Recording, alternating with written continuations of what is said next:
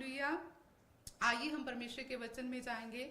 जब हम पढ़ते हैं इफिसियों की पुस्तक उसके 5:3 में जब हम पढ़ते हैं तो उसमें लिखा है कि जैसा पवित्र लोगों के योग्य है वैसा तुम में विचार या किसी प्रकार के शुद्ध काम या लोभ की चर्चा तक ना हो, और ना निर्लज्जता, ना मूढ़ता की बातचीत की, ना ठट्ठे की, क्योंकि ये बातें शोभा नहीं देती, वरन धन्यवाद ही सुना जाए। क्योंकि तुम ये जानते हो कि किसी विचारी या अशुद्ध जन या लोभी मनुष्य की जो परमेश्वर मसीह और परमेश्वर के राज्य में मिरास नहीं है। हालेलुया। परमेश्वर का वचन कहते हैं कि जैसे पवित्र लोगों के योग्य है। पवित्र लोग कौन? वो लोग जिन्होंने अपने आप को परमेश्वर के आगे समर्पित किया है, जिन्होंने अपना जीवन जीसस को दिया है, जो परमेश्वर के वचनों को हर रोज पढ़ते हैं, जो परमेश्वर की बातों को मानते हैं, जो हर रोज परमेश्वर के सम्मुख बैठते हैं, जो हर रोज परमेश्वर के अनुग्रह के सिंहासन के सामने जाते हैं। परमेश्वर कहते हैं कि जैसा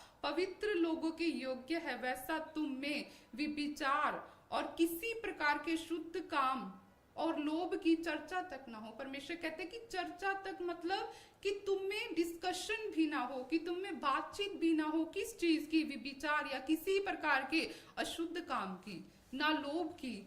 क्यों? क्योंकि परमेश्वर कहते हैं ना निर्लज्जता की। निर्लज्जता की वो बातें जो क्या करती हैं? लज्जा, जो लज्जा की बातें हैं, जो शेम की बातें हैं, जो शर्मिंदगी की बातें हैं। परमेश्वर कहते हैं कि उन चीजों की तुम्हारे ना मूर्खता की, कि ना मूर्खता की बातें, ना ठट्ठे की, ठट्ठा गंदा मजाक, किसी दूसरे को देख के पॉइंट करना, किसी दूसरे को देख के मजाक उड़ाना, किसी दूसरे को देखकर उसे निंदित करना, किसी को देखकर अपने आप को उससे ज्यादा बड़ा समझना और उसे तुच्छ जानना।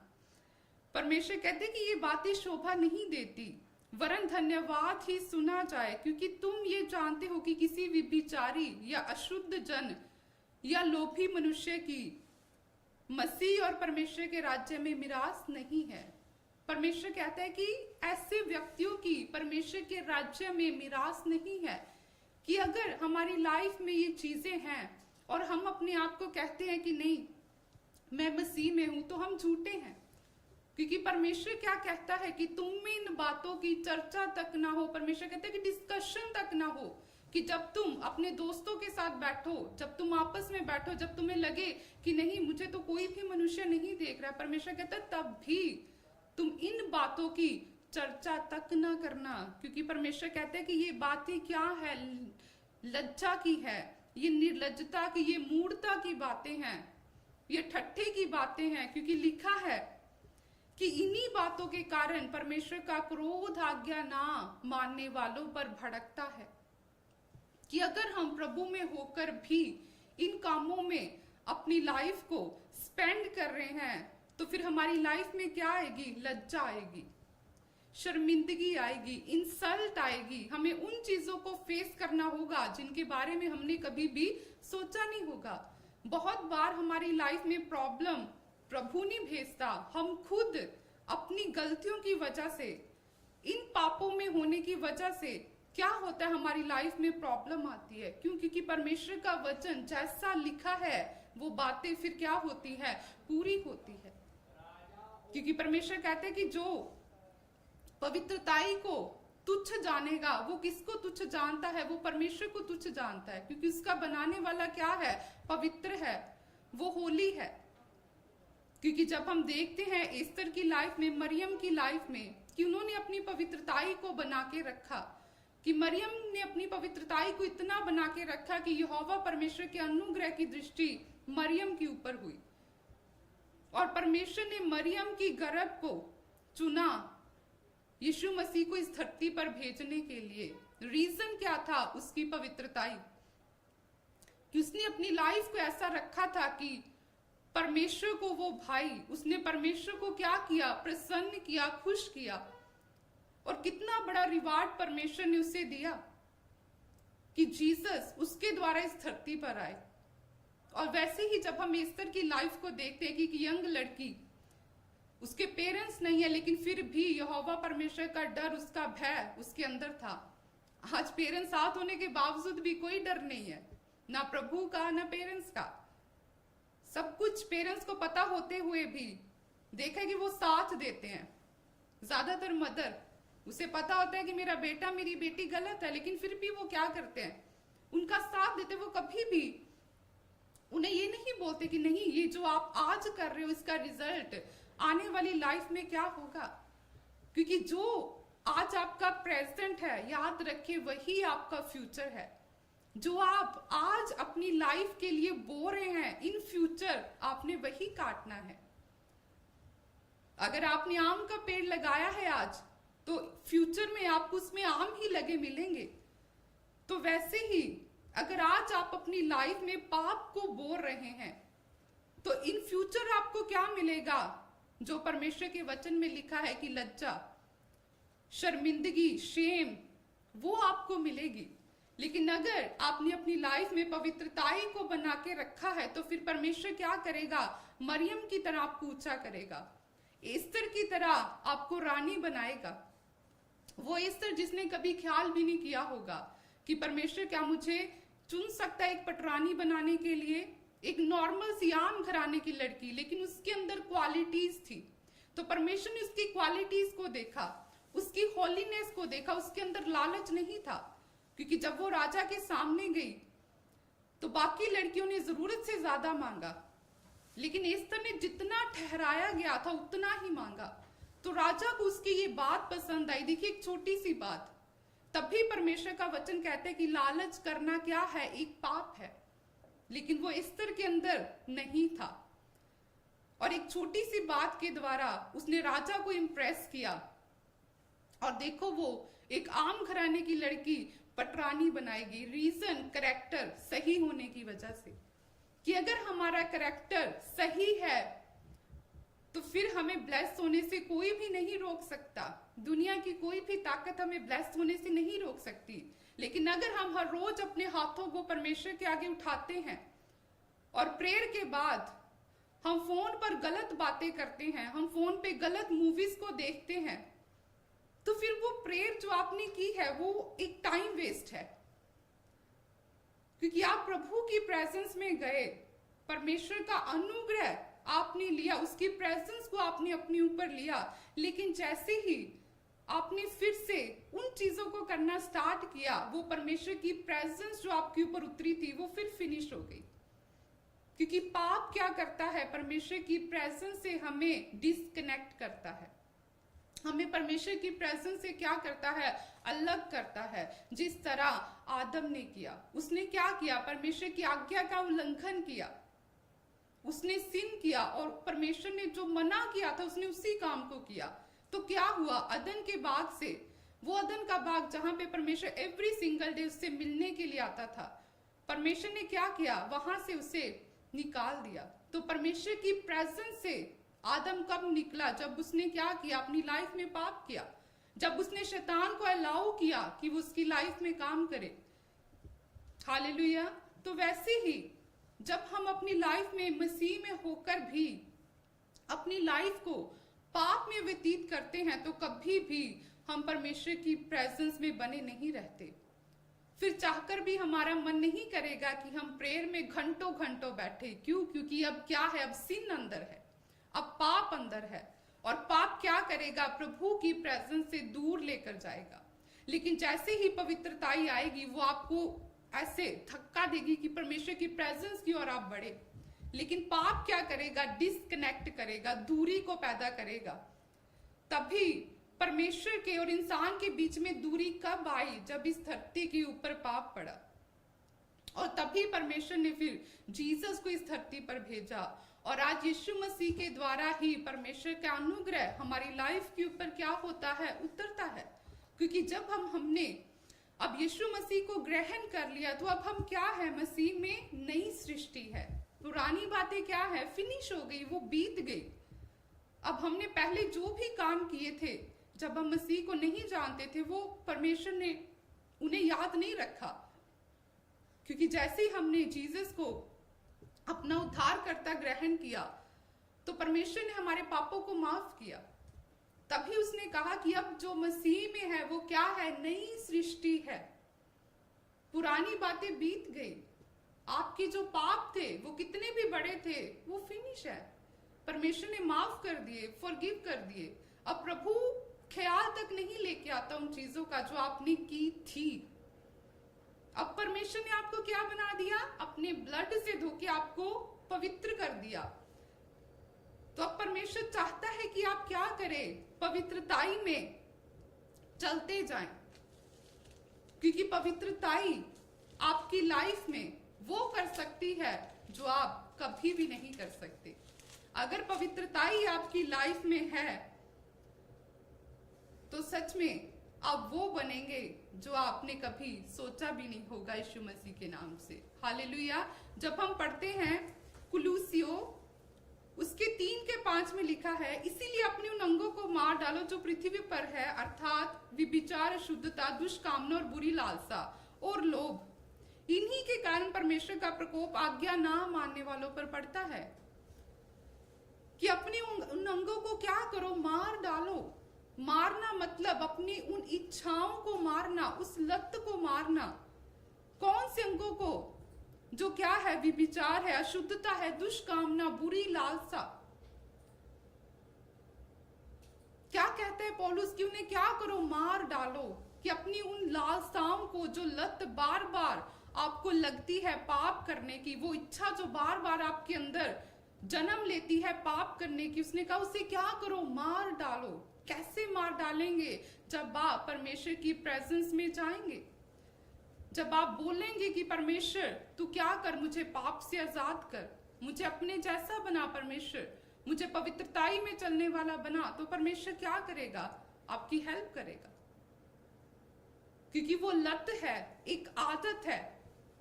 जैसे एक नशे करने वाले व्यक्ति को आदत होती है, वो ज्यादा देर तक नशे के बिना नहीं रह सकता, उसके बार बार उसे एक तलब लगती है। 2-2 घंटे बाद में मैं क्या करूं? मैं नशा करूं, क्योंकि उसकी बॉडी अब क्या है? एडिक्ट हो चुकी है नशे की। तो वैसे ही एक व्यक्ति जो विभिचार करता है, जो अशुद्ध कामों को करता है, जो गंदे कामों को करता है, उसके अंदर क्या है? वो एक लत है, एक आदत है जो बार बार उसे अंदर से फोर्स करती है कि तू क्या कर, तू फिर से ये काम कर, तू फिर से उन मूवीज को देख जो रॉन्ग है तेरे लिए। क्योंकि उसे पता है कि ये शैतान का सबसे बड़ा हथियार है यूथ के लिए, कि जैसे ये पाप में गिरेंगे मैं इनके फ्यूचर को खराब करूंगा। मैं परमेश्वर की उस बड़ी प्लानिंग को जो परमेश्वर ने इसके लिए रखी है, मैं कैसे खराब कर सकता हूं? पाप के द्वारा। क्योंकि जैसे ही पाप आएगा परमेश्वर से डिस्कनेक्ट हो जाएंगे, उसकी प्रेजेंस से। जैसे ही पाप आएगा इनका मन परमेश्वर की ओर भागेगा नहीं, ये परमेश्वर से दूर रहना क्या हो जाएंगे? स्टार्ट हो जाएंगे। तभी हम जब शिमशोन की लाइफ को देखते हैं कि एक अनॉइंटेड व्यक्ति, इतना परमेश्वर का अभिषेक उसके ऊपर था, इतना वो बलवंत था, लेकिन क्या जैसे ही पाप आया, जो परमेश्वर ने अनॉइंटिंग दी थी वो भी क्या हो गई? उसकी लाइफ से फिनिश हो गई। क्यों? क्योंकि पाप क्या करता है? परमेश्वर की प्रेजेंस से आपको डिस्कनेक्ट करता है। वो परमेश्वर के अभिषेक को आपकी लाइफ में बना रहने नहीं देता, क्योंकि उसे पता है कि जब अभिषेक इसकी लाइफ में होगा ये पावरफुल होगा। जब अभिषेक इसकी लाइफ में होगा तो शैतान डरेगा इसकी लाइफ से, वो भागेगा, वो इसके क्लोज नहीं रह सकेगा। तभी वो क्या करता है? अभिषेक को खराब करने की कोशिश करता है। क्यों? आज शैतान यंग लड़के लड़कियों को नशों में लेकर जाता है, पाप में लेकर जाता है। जब हम देखते हैं सोशल मीडिया पर कि कैसे गलत रिलेशनशिप होने की वजह से उनकी लाइफ फिनिश हो गई, यंग, वेरी यंग, 20-22, क्या एज है ये? लेकिन जैसे ही हम परमेश्वर में आते हैं तो हमें पता चलता है कि अच्छा कौन सी चीज है जो मेरे लिए गलत है, कौन सी चीज है जो क्या करेगी? मुझे परमेश्वर की प्रेजेंस से दूर करेगी। तो मुझे क्या करना है? मुझे परमेश्वर के अकॉर्डिंग चलना है, क्योंकि तभी वचन कहता है कि और तुम में जितनों ने मसीह में बपतिस्मा लिया उन्होंने मसीह को पहन लिया। कि जैसे ही हमने मसीह में बैप्टिज्म लिया, हमने डुबकी ली, अब हम क्या है? पाप के लिए मर गए। और जैसे डुबकी लेकर ऊपर है, अब जीसस को हमने पहन लिया। अब पाप के लिए मर गए, और अगर जीवित है तो किसके लिए जीवित है? जीसस के लिए जीवित है। उसके कामों के लिए हम जीवित हैं, उसकी धार्मिकता के लिए हम जीवित हैं। तो जब हम परमेश्वर की पवित्रताई को बनाकर रखेंगे तो फिर देखिए कि परमेश्वर कैसे इम्पॉसिबल को आपकी लाइफ में पॉसिबल करेगा। तभी बहुत बार हम कहते हैं कि हम इतने साल से मसीह में हैं, लेकिन फिर भी हमारी लाइफ में काम क्यों नहीं हो रहा? क्या कभी हमने अपनी लाइफ को चेक किया? लोग कहते हैं कि लोग हमें बोलते हैं कि आप इतने सालों से चर्च जाते हो, आपकी लाइफ तो वैसी की वैसी है। अब लोगों को ये पता है कि आप चर्च में जा रहे हो, लेकिन लोगों को ये नहीं पता कि आप मसीह में चल कैसे रहे हो, आपका परमेश्वर के साथ रिलेशनशिप कैसा है, आप प्रभु में होकर किन कामों को कर रहे हैं वे उनको नहीं पता। वो सिर्फ इतना देखेंगे कि ये प्रभु में है, ये चर्च जाता है। तभी परमेश्वर कहते हैं कि तुम्हारी वजह से अन्य जातियों में मेरे नाम की क्या होती है? निंदा होती है।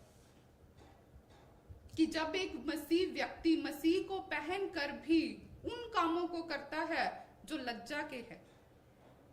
फिर लिखा है कि परमेश्वर का प्रकोप आज्ञा ना मानने वालों पर क्या है? भड़कता है। फिर हम कहते कि हाय प्रभु, तूने मेरे जीवन में ये क्या कर दिया? परमेश्वर कहते कि नो, मैंने नहीं किया। जो मेरे बेटे मेरी बेटी तूने बोया था, तो फ्यूचर में वही तो तुझे काटने को मिलना था, क्योंकि मेरा वचन है जैसा तू बोएगा वैसा ही तू काटेगा। तो अगर तूने कांटे बोए हैं अपने लिए, तो फिर तुझे कांटे ही काटने पड़ेंगे। तो अगर हम मसीह को पहने हुए हैं तो हमें देखना है कि अब मेरा चाल चलन कैसा हो? मसीह को भाने वाला हो। अब मुझे क्या करना है? अब मेरा जीवन परमेश्वर के लिए समर्पित है। अब मुझे दाएं बाएं नहीं देखना। अब मुझे वैसे बनना है जैसा परमेश्वर का आत्मा चाहता है, क्योंकि जितना मैं हर रोज पवित्रताई में बना रहूंगा, मैं परमेश्वर की अनॉइंटिंग को अपनी लाइफ में हर रोज बढ़ता हुआ देखूंगा। मैं पवित्र आत्मा की सहभागिता को बढ़ता हुआ देखूंगा।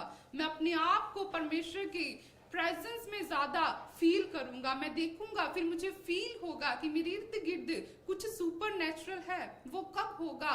जब आपकी लाइफ होलीनेस के ऊपर मेंटेन होगी, जब आप हर तरीके से ध्यान रखेंगे अपने चाल चलन का, अपने बोलने का, अपने चलने का, फिरने का, आपके मुंह से क्या निकल रहा है। जब आप दिन भर ये ध्यान रखेंगे, क्या मेरे मुंह से कोई ठट्ठे की बात तो नहीं निकल रही, मेरे मुंह से कोई निंदा की बात तो नहीं निकल रही, मेरे मुंह से चुगली तो नहीं निकल रही, मेरे अंदर से वैर भाव तो नहीं निकल रहा, मेरे अंदर से ईर्ष्या तो नहीं निकल रही। जब आप इन चीजों का ध्यान रखेंगे और अपने इन अंगों को आप मारेंगे प्रार्थना में बैठकर, परमेश्वर से रिक्वेस्ट करके, फिर आप देखेंगे कि परमेश्वर की अनॉइंटिंग आपकी लाइफ के ऊपर रिलीज होगी। आप परमेश्वर की प्रेजेंस को अपने जीवनों के ऊपर, अपनी बॉडी के ऊपर महसूस करेंगे यीशु मसीह के नाम से। दानियल ने बना के रखा परमेश्वर के साथ अपनी रिलेशनशिप को। वो तब भी नहीं डरा जब राजा ने ये बोला कि जो इन दिनों में मुझे छोड़ किसी और परमेश्वर के आगे उपासना करेगा वो गड्ढे में डाल दिया जाएगा।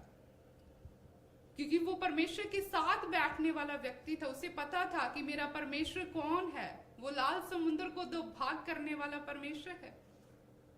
तो अगर वो परमेश्वर की प्रेजेंस में हर रोज बैठता था, तो उसके अंदर क्या था? वो फियर नहीं था। और जैसे ही राजा ने उसे शेरों की मांद में डाला, वो वहां पर भी बेखौफ आराम से रिलैक्स होकर बैठा था। वो वहां पर भी परमेश्वर से बातचीत कर रहा था, क्योंकि जब वो परमेश्वर के साथ फेथफुल है तो फिर वो खुदा भी जो उसके साथ लॉयल है वो भी उसके साथ वफादार है। तो परमेश्वर ने उसे अकेला नहीं छोड़ा। उसने वहां पर भी अपने दूतों को भेजा कि जाओ, भूखे शेरों के मुंहों को उसने बंद कर रखा। तो वैसे ही जब हम परमेश्वर के साथ अपनी रिलेशनशिप को मेंटेन करके रखते हैं, हम पवित्रताई को बना के रखते हैं, अपने आप को गलत चीजों से बचा के रखते हैं, गलत लोगों की संगति से बचा के रखते हैं। हम नहीं बैठते ठट्ठा करने वाले लोगों के बीच में, हम कोई गंदी बात अपने मुंह से नहीं निकालते, हम अपनी नजरों के द्वारा पाप नहीं करते, हम उन चीजों को नहीं देखते, हम अपने कानों के द्वारा पाप नहीं करते, हम उन बातों को नहीं सुनते जो गलत है, जो रॉन्ग है। तो फिर परमेश्वर हमें भी दुख में क्या करता है, रिलैक्स करता है। फिर हम भी जब दुख तकलीफ आती है, फिर वो लोग ऐसे शांति के साथ बैठते हैं, फिर उन्हें कोई डर कोई खौफ नहीं होता, क्योंकि उन्हें पता होता है कि मेरा परमेश्वर कौन है और मैं अपने खुदा के साथ कैसा चल रहा हूं। हालेलुया। तो जब ये चीजें हमारी लाइफ में होगी तो फिर हमारी लाइफ कभी भी सेम नहीं होगी, क्योंकि सब कुछ प्रभु के हाथ में नहीं है। परमेश्वर ने वचन हमें दिया है कि यदि तू ऐसा करेगा, तो कंडीशन है परमेश्वर की, फिर ऐसा तेरी लाइफ में होगा।